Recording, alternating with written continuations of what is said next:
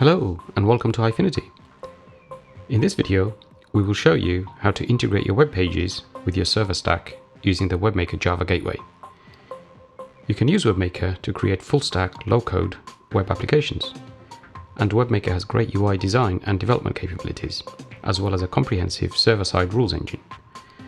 But there may be occasions when you want to leverage WebMaker's UI capabilities and integrate with your choice of server stack, which may already exist or consist of different technologies.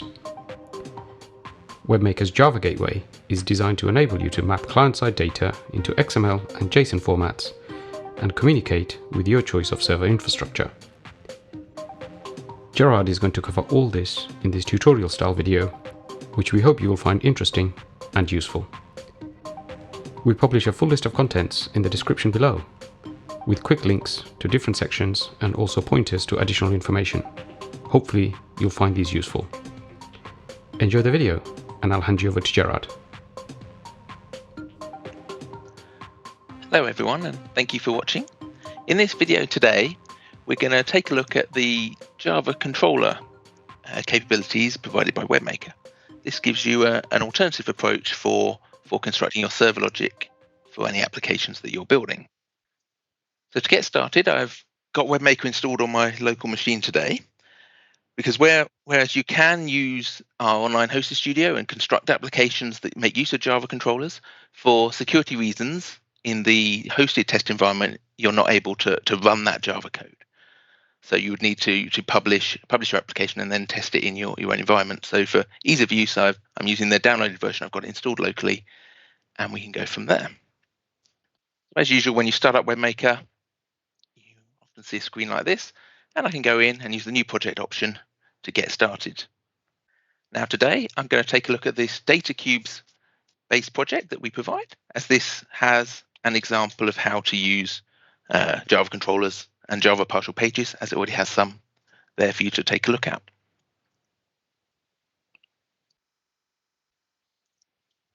Okay, so when we got our project opened up, we can see that we have a main page here. We have 3 partial pages, and we also have a controller here. Now you can see straight away that each of these controllers and partial pages have the sort of Java icon in them to indicate that they are Java-based controllers, Java-based partial pages, rather than our standard rules-based approach. Now, I'm just going to do a quick run of this project so we can have a look and see what it's doing, and then we'll dive into the code, etc., and see how it's been constructed. So when we start the application up, we've got a search field here and 3 different buttons that load in each one of those partial pages and just gives us a different view of the same list of contacts. So in this example, it's just test data. So you can see as I click on each button, it loads in a different partial page below it. So we can see in the middle, this is that main page that we were seeing, and in our page design here, we can see that layout of our criteria field and our various buttons. So with each of these partial pages or controllers, we can choose whether they are going to be implemented using our standard rules approach or the Java approach that we're talking about today. So for any controller or partial page, we can change the approach we're using very easily there, or on our palette here, when we're adding new components, we can either drag on Java controllers or drag on XML rules controllers. Now we have lots of other videos that discuss the usage of the rules controllers and the low-code rules design that we have, and how that lets you easily create complex applications without needing to write some low-level code. But in this video, we're going to look at the Java controller approach. So if you're happy with writing Java code, you can use this, and you can use these approaches to easily build up your applications. And also, there is a licensing difference between the two, whereas for our rules controllers, you need to have a server license, a rules server license. For an application that's purely using Java controllers, you only need to have a Java Gateway license, and you can acquire that for free from our website. If anyone interested in the details, under the server add-on section here. So if we're going to take a look at one of these Java controllers and see how it works. As this is a partial page, the same way whether it was Java or using the rules, you have a controller section that is used to generate all the information that's needed to then render that partial page. So from the context menu here, I can easily open up this link here. It says view the Java details. Now this screen that we get from that link is kind of the equivalent of your rules design screen if it was a standard rules controller. We've got an example of the data that's coming into our processing on the left. We've got an example of the data we need to be sending out on the right. And we've got the details in the middle. Now, as this is a Java controller, we've got a link here, so we can very easily bring up the Java code that's going to be executed for this controller. Now, by default, WebMaker will open up these code windows in a separate pop-up, but you can always use the preferences options under here, under file editing, to choose how those files are displayed. And if you are using a local install, you can use this external editor option if you'd rather use your own code editor that you're used to. For today, we'll stick with the default display. So when we create a controller and we say it's going to be a Java controller, WebMaker will give us the initial code for that controller, and then we just have to fill in all our functionality to make sure that it does what it needs to do. Now, in terms of the specifics, every Java controller must be a class that implements the Java controller interface. And then within that, we have a method called process request, and it is within this method that you need to do your functionality. So every time the controller gets called, this method will be fired. It takes in the data that's been sent to it, manipulates that as needed, and then once it's finished, that information will be used to render the next page. In terms of the packaging for your Java code, we can see it in our information at the top of the page, which package it needs to be in. And if you ever want to change that, that is in the project properties window for your project. So under the Java settings here, we can specify what package we are going to use for this project. So if you are building a complex application out of multiple projects or whatever, you may want to package the code separately. And also, if you want to, you can change the physical directory in which that code is being stored. Now, we also have links from this page to the relevant JavaDocs for the like the interfaces here that you need to implement, or details about how we can access the data that's coming into us. And we'll go through this in more detail in this video. So when you're happy and you've written some code here, you think it's doing what you want it to do, you will need to compile that Java code. So you have a generic class or jar file, whatever, to be able to then use it when you run your WebMaker application.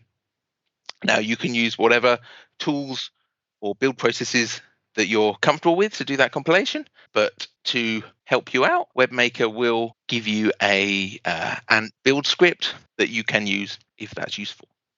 So for example, if I bring up the file system here, this is the directory. It's telling me here where this code is located. As I said, you can change that if you wish, and it's generated me a build.xml file. So I can easily run and from that directory to compile any code if I've made any changes, whatever, and generate me a jar file in the relevant location. So that's an easy way to get your code compiled.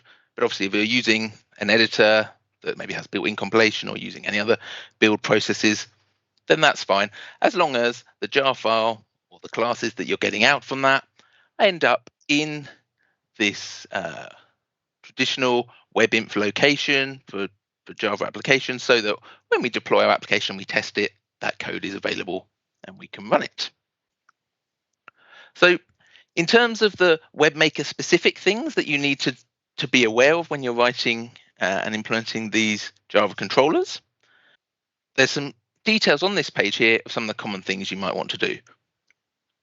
So firstly, you need to be able to say, well, what page to show next. Now, even if you're using a partial page, as in this case, you still want to tell WebMaker that, yes, I'm happy, everything's worked all right, I want to show the partial page that was initially requested.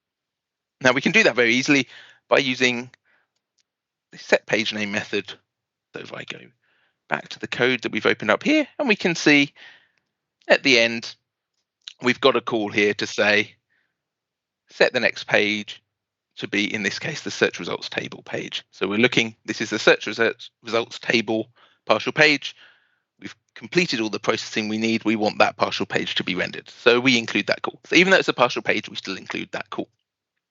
Now, it might be you've got a controller that's doing conditional things, and you may end up with one of many different pages. So you may have lots of different set page name calls based on conditional logic or whatever in your code. But you should always include one call to that so that WebMaker knows which page it should show next. So then the other area really is getting the data and manipulating the data, both in terms of the data coming in to our controller, so this sort of information we see here, and setting the data that's coming out so that we can use it to render our page. And we mentioned this request data object. You can see we've got some JavaDoc here for it, if that's useful. And that is what's passed in to our main processing method. We can see we're getting it in here. Now, this gives us two ways of accessing the information. We can either say we want to deal with it in XML format, and WebMaker natively deals with all its data in XML format. So for that approach, you would use a getAsXML method. Alternatively, if you prefer to deal with the information in a JSON format, then you can use the getAsJSON method on the request data and then manipulate the information in a JSON format, which gives you a JSON object. Now, it's important that in any given controller, when you receiving the information, you only use one of these two approaches. So you either say, I'm going to deal with the data in XML format, or I'm going to deal with the data in JSON, but you can't mix and match both of those in the same call.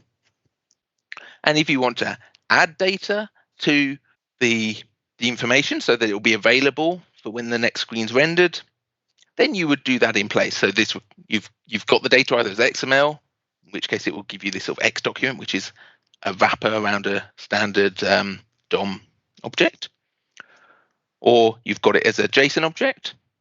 And any information that you add into that object, any new data you create in that object, will then be available once you've finished for the screen to render.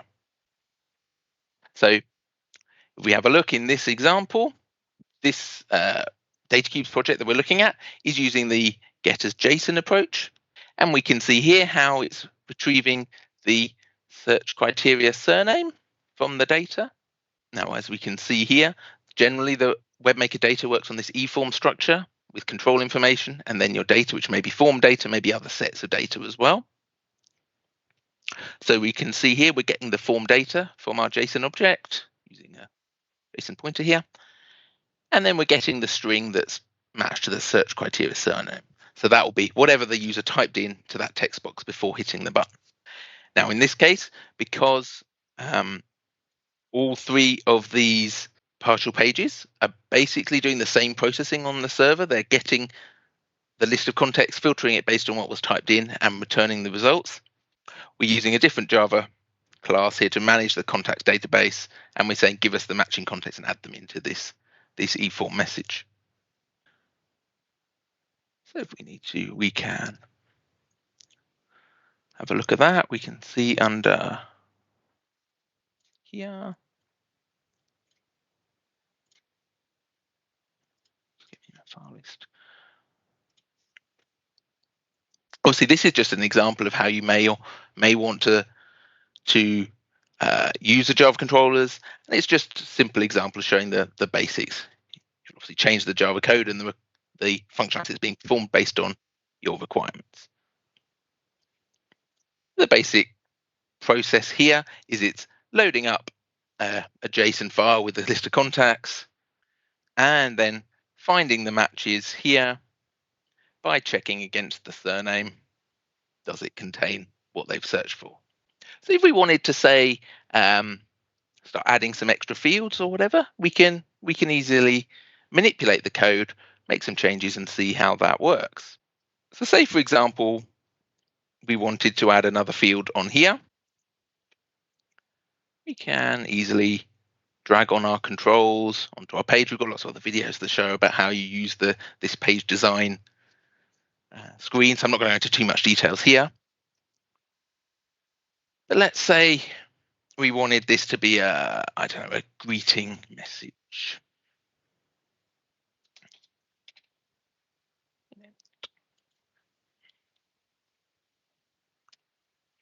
And we're going to populate that from our Java code. So we've got a field on our page. Now we need to get some data to it. When we create these fields, and we add them onto our pages, we get default bindings. So we can see here, by default, this field is going to look within our form data for this greeting message value. If it finds that, it will display it on this field. So we can use our Java code and make that value available. So we're looking at the search results table page. So we're looking at our code for that partial page. This is the code that's going to execute before this page is rendered. So we've done all our searching, but what we want to actually do is add this extra value in as well. So in here, we can say, we've got our eForm data object. We've got it here. So this is going to be under form data. So like we did here, we can do the same thing and say, get the form data part of our message. But rather than getting information, we want to put some information in that point. So we can use the put method. We have to give it a name and a value. And the name would become our element name in our data that we want it to have, which we can see over here is this value here. Obviously, this pp3 prefix is a unique prefix to ensure that the value name of this field on this partial page isn't going to conflict with any others. You can remove that if you want to, if you're sure that the IDs aren't going to conflict, like you're never going to be loading in multiple partial pages onto the same page at the same time. We can put that in there, and that should be all we need to do. So we can save, we can run our compilation process, and then we can run it again. So we were looking at the table page. So we click that, and we can see there that the field we added has appeared and our message is coming up. So we can very easily in our code get information in there and render it on our screens. Okay, so that's a quick example of how we can use the JSON approach and manipulate the data in that way. For more details on that, you can look through the JavaDocs for the JSON objects and see how you can use those and manipulate the information. Now, as I said earlier, we've got links here to that information. So what we might do now maybe is have a look at the alternative option and say, rather than getting it as JSON, if I wanted to get the information as XML, how would I do that? So if we go back here, let's add another controller, and we can use that. So as I said before, easy drag them on. We're using the Java controllers. So in this case, I've dragged on a full controller, not a partial page. So let's also add a full page to then go to. And in the usual way, we can just link these up. So let's say from our contact search, we'll add a new action, and from that controller, we think we're going to go to there. And we can use some very useful names. finish that.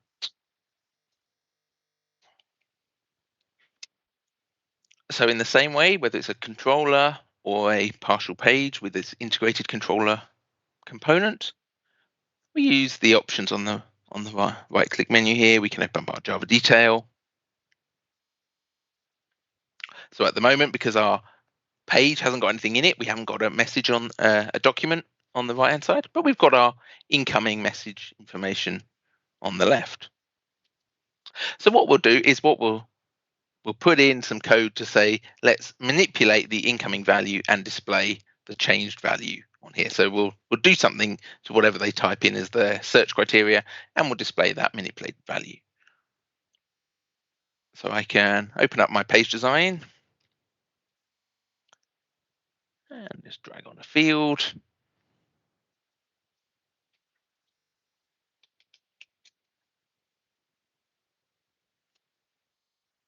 Let's call it that. And how about we say, let's make the value uppercase, just as an example.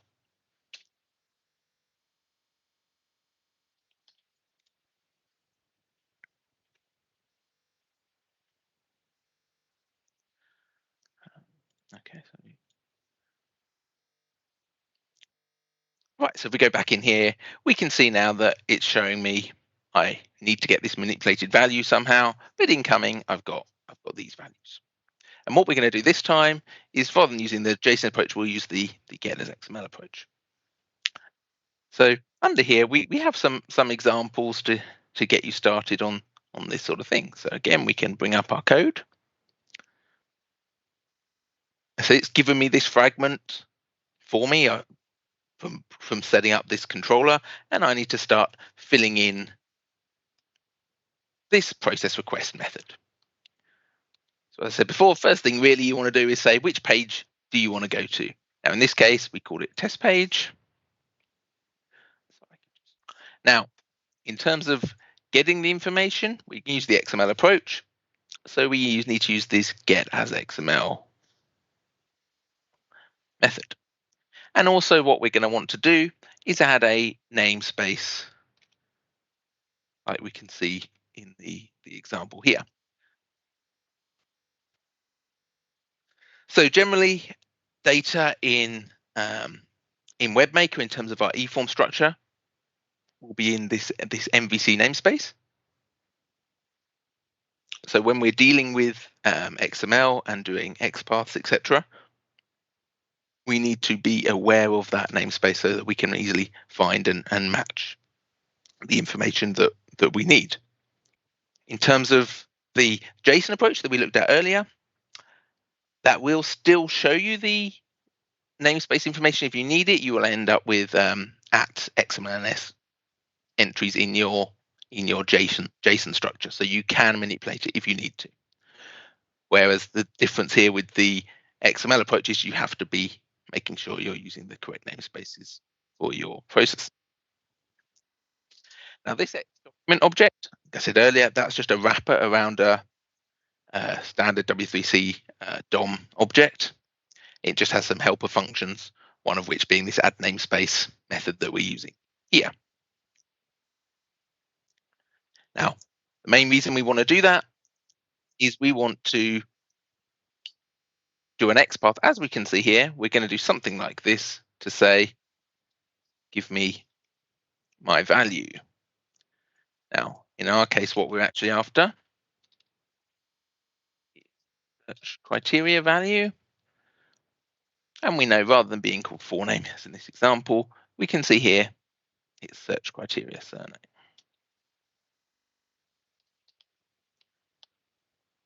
And now what's interesting here, if we go back to our contact search page, this is the field we're dealing with. This is the value we're trying to get.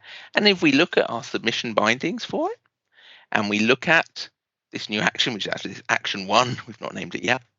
And if we look at the binding, you can see here that it's exactly the same string as we're using in our code, because it's putting the value. This is saying, hey, where does this value go in the data? And now in our controller, we want to get that value back out. So we're using the same binding. And that namespace information, that is available here in our bindings we can see it down the bottom here. But generally, WebMaker will handle that for you automatically when you're doing your initial bindings. Okay, so we've got that. It's getting us our search criteria value. And now we want to create the new value with its manipulated value that we talked about. So we can see here, we go back to our Java detail page. This is what we're trying to get to. And this ties into the incoming bindings of our target page, test page that we've called it here.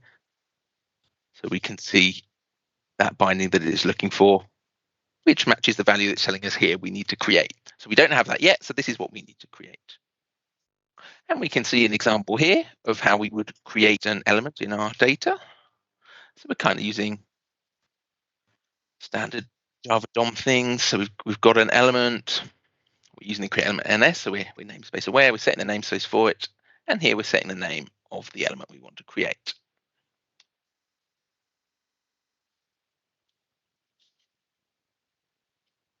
Which is our value.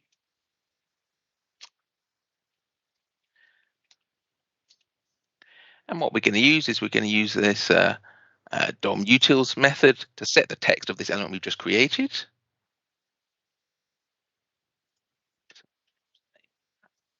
So we're saying it's going to be uppercase, just as an example. And what we want to take is our search criteria value.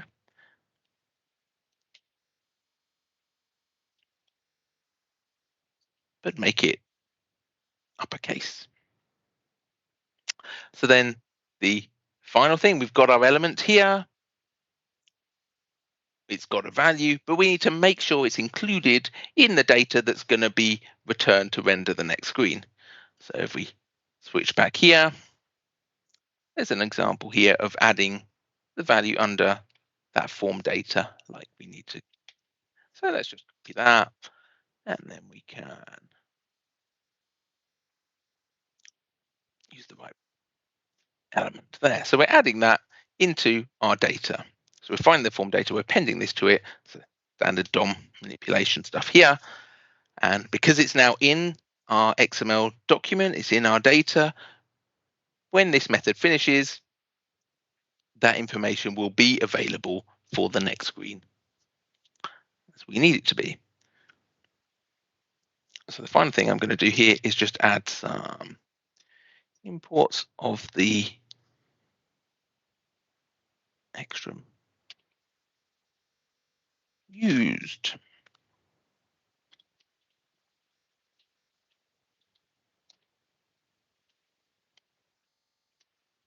Use DOM util.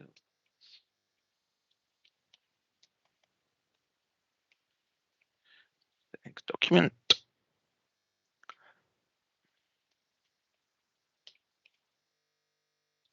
And we've used the standard DOM. That for now. Okay, so we can try and compile. Yeah, built our jar. So let's give it a go. Now, actually, before we do that, the first thing we need to do is add a way of calling this new processing. So we've got these 3 buttons here. Let's just take a copy of one of those. This is our page. We'll use an event on there, and we'll change it to do a form submission to our new action. There we go.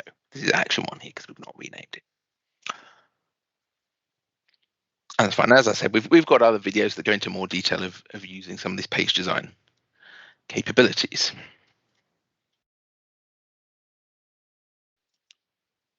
Click through. So we see our new button there.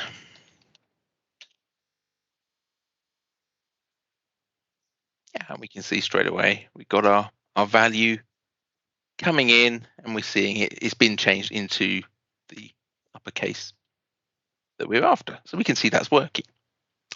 Now we can still access our debugger when we're using Java controllers. We won't have by default the full information in there. We can't see what's happening step by step inside our Java code, but we can see the incoming message. So this is what went into our Java controller, and we can see the information that came out of it. So you can see there is our manipulated value. And what you can also see is all the information that came in, because we didn't delete any of that inside our controller, that's still available. So if I wanted on my page to show the value as is, we've still got that. It's still available in our data that we're using to paint the page. And we can use the options, usual things here, so we can take this information, update our bindings for our page.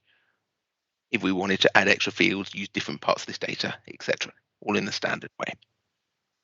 So we've gone through there, we've set up a Java controller, we've created that from scratch, we've put in some code, we've used the XML approach to get the data, to manipulate the data, and we've seen how that works and how we then use that to paint the pages. Now, obviously, this is a very simple example, and in real cases, you would need to maybe query some other services, talk to databases, or whatever it may be. But once you're into your Java environment and you're writing your Java code, you can do that in the standard ways you would in any other application. So what we've really been concentrating here is around the WebMaker specifics about how do I interface from my screens that I can create easily and quickly using WebMaker and the page design capabilities that it has, and how do I combine that with the Java code that, hey, I'm happy I can write that, I know what I'm doing.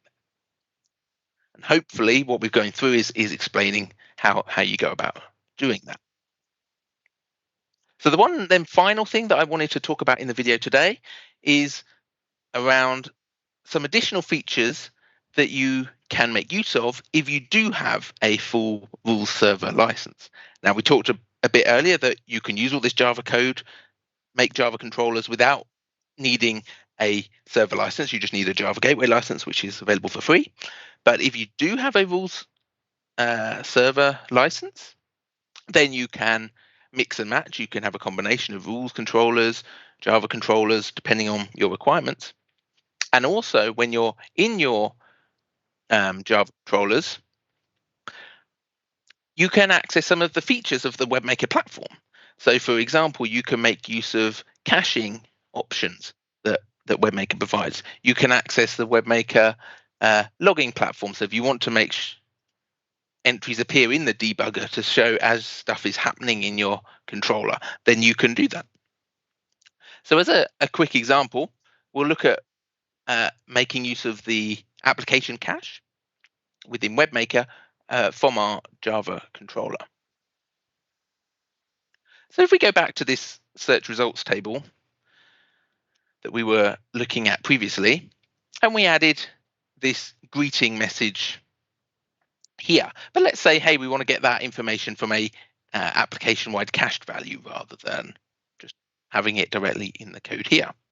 Now, as it says in the helper information here, is our constructor will be passed our what we call an X-agent callback. So this is a way of getting at the platform in which your Java controller is running.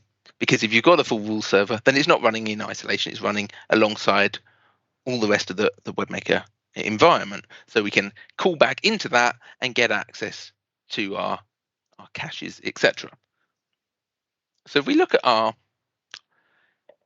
initialization here, we can see we have this init method and it's getting passed in this callback. Now, if we didn't have a rule server license, then that value will be null, as it says here. So we wouldn't be able to access it. But in this case, I do have the right license, so we can make use of that. Now, we can click through here into the JavaDoc for these things, as I said previously. Now, really what we want to do is from here, we can get into our platform, and that gives us access into then caching, etc., and logging, and some of those things that we talked about. So what we're going to do is when we visit one of these partial pages, so as an example, let's just pick this blocks one.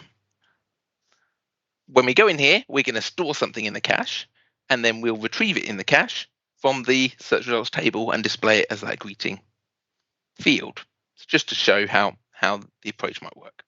So what we'll do here is we will store this callback object that I'm being given. So in my init method, I will just keep a note of that. Now, here's our main processing. And we'll put a line in here to store something in the cache. Now, this line gets a bit long, so I'm just going to paste it in here. But what we're saying is from that callback object, get my platform callback, get the cache manager. We've just seen those methods in the JavaDoc we were looking at here. And in this case, we're going to look at the application cache. Now, in reality, WebMaker provides 3 levels of caching. Now, if you're using rules controllers, you can see we have cache actions you can do that give you the same capability, and you can store things either in application-wide cache, in a session-wide cache for the current user's session, or in a request level cache, which is just valid for this one request from the client. Now, in this case, we're using the application-wide cache, and we're setting a value. We've called it our cached greeting, and I'm just putting in a string there. So that just gives us an example. And then what we will do, if we go back to our search results table,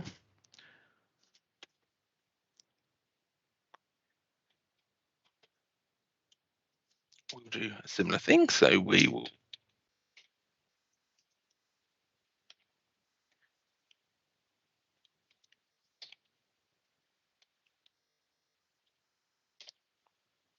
store a reference to our callback. So like we did before, we get that in our init method.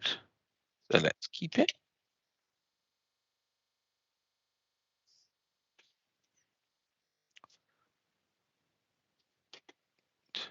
And then here we will retrieve the value from the cache.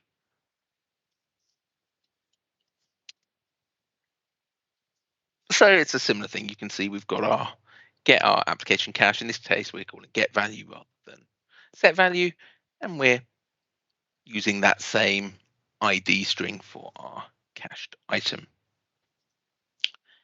And then what we can do in here is, rather than that hello everyone string we were using before, we can say if we have a greeting,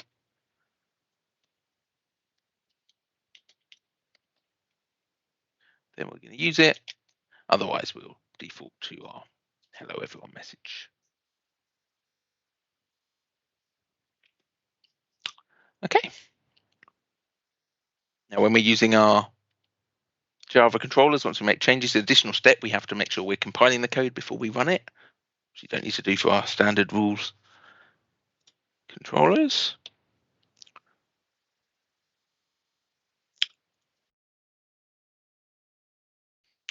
Okay, so start it up.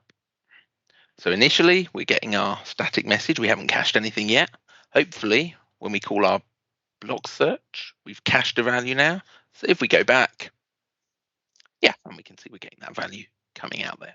So that's one useful feature that you get access to if you have a full rules server license. So even in your Java controllers, you can make use of the platform. You can access cached information. You can also, as I said, access logging, so you can make the debugger trace here more useful by putting out relevant information at the relevant points, etc. Okay, so we've covered a few different things in this video around how we use Java controllers within WebMaker.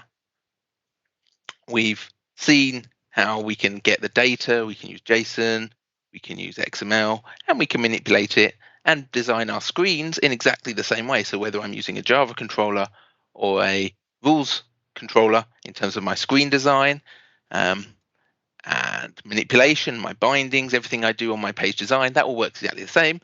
Just your server processing can work in different ways depending on what works best for you. So I hope that's been useful. Obviously, Go ahead, try it out. You can get a 30-day free trial of the WebMaker Studio. So in this case, we're using the Pro Edition Studio here because we're building a full application. We're not just building websites. So you can get a trial here of the Studio, have a look at it, use this DataCubes based project as example maybe to get started, play around and let us know how you get on. Thank you for watching. That's great, Gerard. Thank you. We hope you enjoyed the video and hopefully you'll give WebMaker a try. We publish videos on WebMaker and general web design and development topics, including UI and full stack applications. Why not subscribe and stay up to date? If you want to discuss anything, you can connect with us via the usual social channels. You can also email us at support@highfinity.com or engage with us on our forum. Thanks again for watching. Take care.